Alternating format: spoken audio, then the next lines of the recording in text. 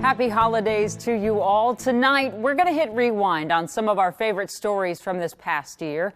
First up, Kent's pick. He got the chance not too long ago to show us the Vikings' newest trick, making it snow inside U.S. Bank. To find out the story behind the Vikings' surprise Sunday snowstorm, we went straight to the source. This is one of our 42 evaporative snow machines we brought in to give a true Minnesota effect. Greg Bostrom is the Vikings' director of entertainment, but he really needs new business cards. Are you the snowmaster? I guess you could call me the snowmaster. I like to think of my job a little bit as the Wizard of Oz. Hopefully I stay behind the scenes, but make sure everyone's entertained when you come to a game. So can we fire it up? Let's do it. I think you're ready. All you need to do is flip this switch right here. You're letting me do it? You got to do it, Oh, absolutely. boy. We're going to hire you. The snow machines aren't really making snow. They're mixing up and blowing out soap suds, which float and fall like the real stuff, but won't pile up no matter how hard you try. Turn it back and forth. Make sure to cover as many fans as you can. You're hired, man. We'll see you on Sunday. But the offer didn't last long. Whoa! Look at that. Operator error. In a way, operator error is to thank for the snow. A pyrotechnics malfunction at a Tennessee Titans game in 2019 led to an NFL ban on fire inside stadiums. And the Vikings were suddenly without their pregame showstopper. So when that happened, we started to think about what could make sense for Minnesota. We thought about snow, but it wasn't as easy as snapping your fingers. Because if you really want to make it look cool, you have to aim higher. 25 or so of them are permanently installed way up above us in the rafters here. So you know what I'm going to ask. Can we go check them out? Well, let's go check them out. Do you know how high up we are? I think we're about 200, 250 feet up in the air right now. You wouldn't want to fall from up here, I'll say that. You also wouldn't want to climb all the way up here just to turn on a bunch of machines. And that's where the Snowmaster's phone comes in. Arthur, this is Kent with Care 11. Kent, how you doing? Can you fire this up? Yeah, we'll get it going right now for you. With the full force of the North.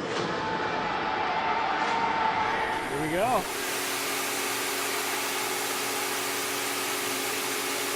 The last time it snowed indoors for the Vikings, the season didn't exactly go very well. Fair. Hopefully we can turn that around this time, right? Get the monkey off our backs from the Metrodome collapse. But this is staying. This is staying. Yeah, Minnesota's known for its snow. You know, we're playing indoors now, but our history is what defines us. The weather here is part of what defines us. This is part of the experience now. I mean, it's a snow globe.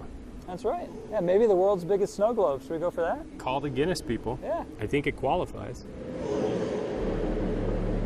I had a good time with this next story. Just a few weeks ago, you might have noticed that the big spoon at the Walker Arts Center in the Sculpture Garden in Minneapolis was missing something. Inquiring minds produce more than a spoonful of questions when it comes to the cherry that used to be on top of this one. My name is Joe King, and I'm the Director of Collections here at Walker Arts Center. Joe knows the sculpture like he knows his own kids. After all, his first gig at the Walker in the 90s was... My first job was washing sculpture out in the garden. So to the one in question, the 12,000-pound cherry that needs a new coat of paint. People don't realize that the diameter of the cherry is almost 9 feet as well. So, you know, there are very few auto body shops that would be able to handle something like that, let alone have familiarity with this type of paint system. He brings up auto shops to allude to the fact that the cherry isn't getting its facelift here in Minnesota. It's going on a cross-country covered truck ride to New York, to an enclosed paint studio where it can be suspended by a crane and painted while it dangles in the air. But my work is to ask what you have. Minnesota has red paint, why not get it painted here? Sure, yeah, and it's an interesting question. And I think the best answer is that we're going to someone who has specific experience working with works by Oldenburg using this paint system and is really an expert in the field. Fine Art Finishes is the place he says has those experts, and they're in the Big Apple. And you heard him say paint system. Well, a part of that is an exact paint match to the 1988 original paint job on the cherry, which the Walker planned for. So we keep archival chips in our records of the original paint. Sometimes over time EPA standards change paint mixtures change, so it's important for us to have a physical representation of what that paint color is. So that's what we have, and that's what it will return as. So why not just get the painters with the special paint to come here, do it outside while it's already in place? That's happened a number of times throughout the life of the work, but it's difficult to get a really good paint job out there. You know, there's airborne contaminants, there's bugs, there's access issues, so painting it up there is kind of a challenge. Okay, fine, but this has to be expensive, right? It's a lot. It's expensive. But the Walker planned for that too. An upkeep endowment fund was started more than 30 years ago. So finally, to the question, this picture by Sherry Gross at the Star Tribune begs to be asked. Why in the sweet fruit heck was a man inside the cherry when it was separated from the spoon this week? Did you know there was a person in the cherry? Leon, yeah. Absolutely. You know Leon, does Leon live in the cherry? Not permanently. So it's really a safety issue. He's inside the cherry, detaching it from the spoon. There's a number of bolts that need to be removed from the inside of the cherry. So the choice at that point is to have him ride in it or to have him climb out while the cherry is being suspended by the crane. And really the safest manner is for him to stay in. Safety first, new profile pic second. The cherry should be back on the spoon with a new coat of paint in January. 200 family members, 40 states, 2 countries, and 1 Zoom call. When we first got on, it was like we couldn't mute each other. It was so chaotic. How Zoom is keeping one family happy and healthy. As the COVID pandemic drags on, there are times when people are probably getting really tired of Zoom. But Rena shows us how one family is taking the Zoom call to a whole new level. Draw close to your computers. I want you to hear this. Tight, close-knit, supportive, inclusive. Trying to find the right word to describe the Fleming family is tough. I mean, come on, they even made a movie trailer about themselves. So when COVID stopped them from gathering in person, which they've done for 55 years, they did what the Flemings do.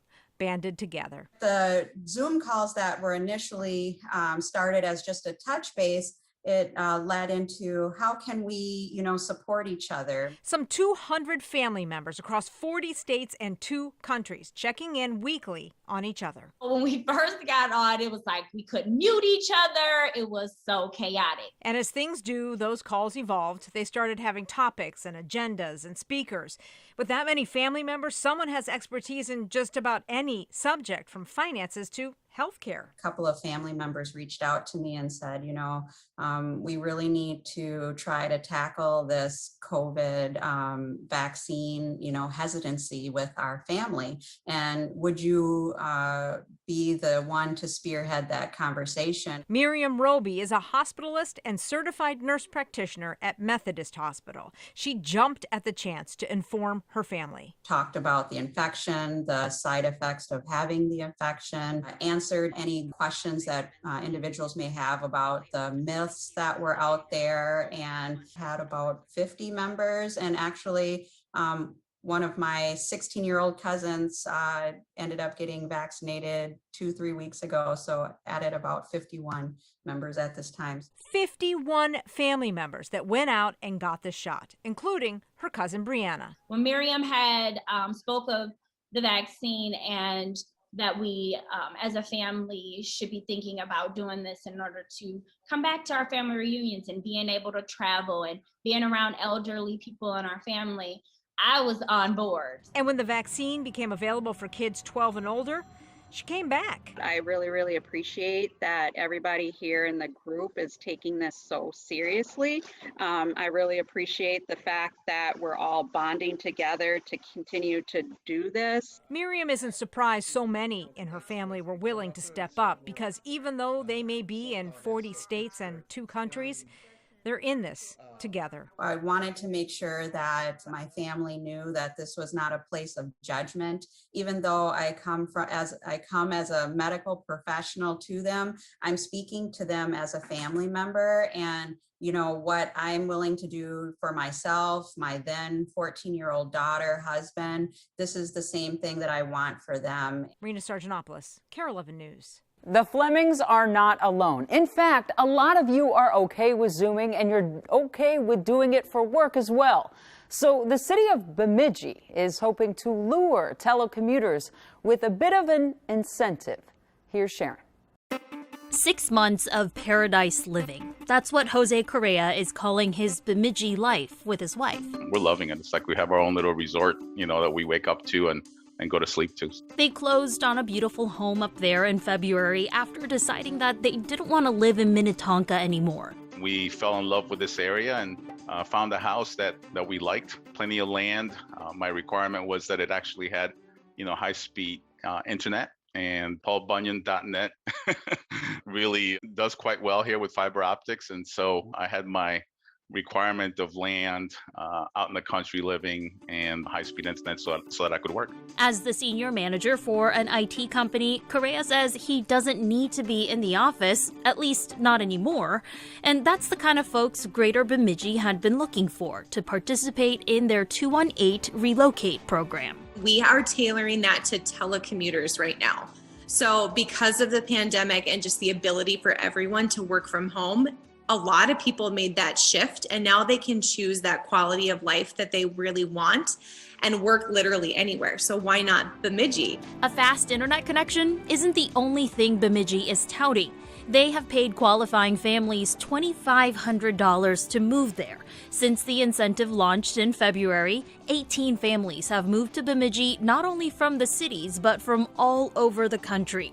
By the end of the month, Erin Echternach says 22 families will call Bemidji home. I remember from the beginning of the pandemic, people started doing this on their own. They were going to smaller towns and they were seeking that peace and work-life balance. And then the folks who were living in those small towns already were like, where are all these people coming from? Leave us alone. So how do you navigate that good balance? I personally haven't heard any of that feedback. I appreciate that we have this community concierge program where we actually have 60 plus people within the community that have said, yes, I want to volunteer to actually welcome these newcomers. So these newcomers have people that they can tap into. The Minnesota nice thing about making it hard to make new friends, that hasn't been the case at all. You guys are fitting in okay? It's the best move we ever made, I can tell you. I grew up in Connecticut, moved to Florida back in 2010, but it's the best move we ever made. My crazy wife said, let's do it. Our kids are grown. Let's go to the Midwest. We've never lived there. And honestly, it's the best move we ever made, personally and professionally. Still ahead, we've all heard that we can learn from our mistakes. Well, now you can find inspiration from the biggest blunders in history with a new exhibit here in Minnesota. There is a brand new kind of museum at the Mall of America. It is one filled with dozens of inventions that some might call failures. But is it really fair to call them failures if they're entertaining us so much? Here's Gordon. What is the Museum of Failure all about? The Museum of Failure is all about trying to communicate how important failure is for progress. Our society stigmatizes failure. If you tell somebody you're a failure, that's a bad thing, and we need to change that. How did this whole idea come about? I got so tired of all of these shiny, happy success stories. You know, the shiny, rich, good-looking entrepreneur up on stage saying, oh yeah, I was in a garage and then this happened, now I'm a billionaire. We're force-fed this narrative of success and forgetting to shine some light on how do you get there? And that's by failing a lot. So these are some of the failures that people would probably recognize right away. Yeah, these are some of our food failures. For example, the Coca-Cola Black. The new Coke is a classic story from the 80s. This is Four Loko. It was banned because it was too dangerous. It's an alcohol drink that's 12% alcohol. It's really strong, and it's full of caffeine. I think my favorite out of this whole display is the pet soft drinks. The tangy fish-flavored cat drink. What, you don't like the crispy beef-flavored dog water? It's all about pushing the boundaries just far enough before you fall off the cliff. She is a doll that spies on your kids. And here at the Museum of Failure, you can also share your own failures. So people share their failures. So the idea, you just write it down on the paper and you put it up on the wall. So I shared one I had this morning. I left my coffee on my car and drove away. Classic failure. And there's even a failure story about starting the Museum of Failure. I was so excited when I started when I got the idea for the Museum of Failure that I bought the domain museumoffailure.com. And I was like, yay, I'm a genius, right? So then I looked at the invoice, like, congratulations, you own museumoffailure.com. So I misspelled. I'm the only museum curator that can't spell the word museum correctly. But with every mistake, there's an opportunity to make it better.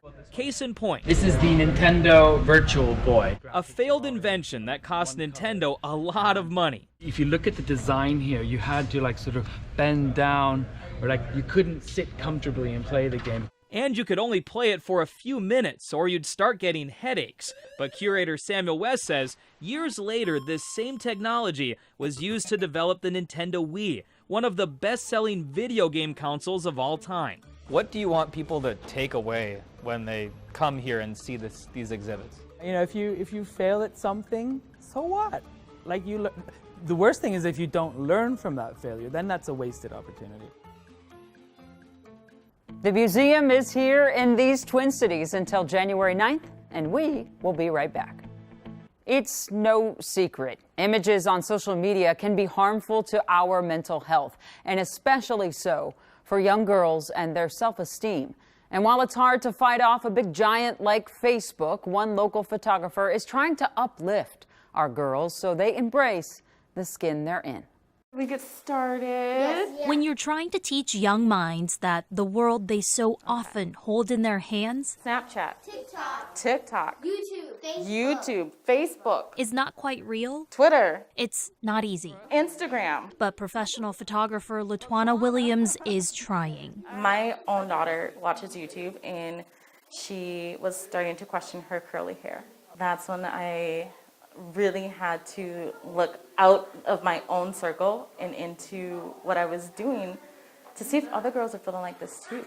And they are. It's been shown in the research. For Williams, it's anecdotally true every single time. I've noticed that when I do family photography, the boys don't have any problem being in front of the camera. But the girls, you know, they kind of look down or they'll look off to the side, and I just want to build confidence. And I realized after talking to some of the girls and parents that a lot of it is coming from social media. Ask 7th grader Brooklyn Levy. It's very stressful because a lot of people want to fit in and a lot of people don't fit in.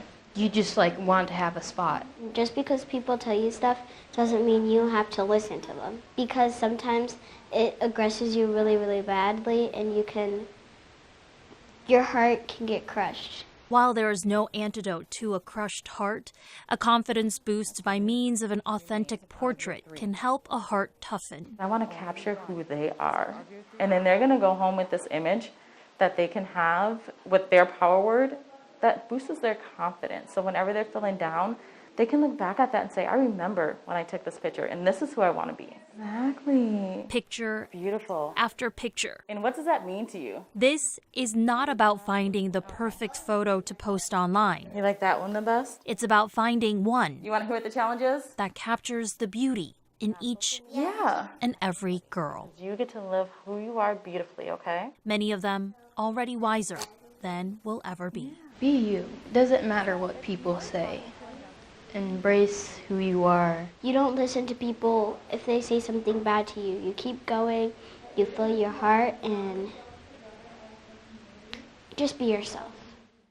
Now, LaTwana says she's not trying to cancel social media. She's hoping that girls can feel good about themselves, uplift each other, and participate in social media only if they think there is something positive to gain from it.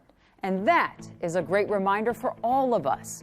We want to thank you for joining us tonight and every night, from the Breaking the News family to yours. Happy holidays. We'll see you back here with all new stories in 2022.